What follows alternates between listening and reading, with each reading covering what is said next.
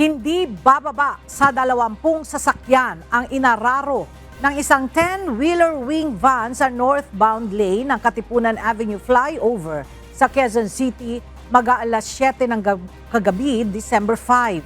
Apat na ang nasawi habang 26 naman ang sugatan na dinala na sa ospital.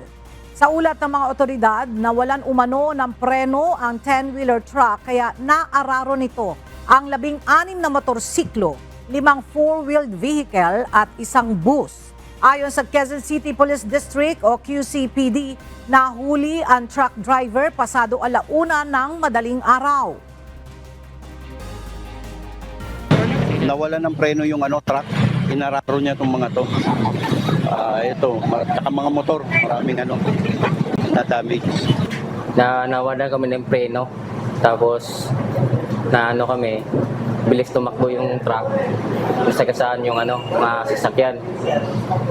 Then, bago na disgrasya yun, lumabas yung driver, tumawag pa siya sa sabi na na-disgrasya kami. Tapos, di na napansin kung saan siya nagpunta. Then kami, tumulong kami sa yung naipit sa motor, yung mga tao na naipit sa motor na may bali. Hindi na napansin kung saan yung driver nagpunta eh.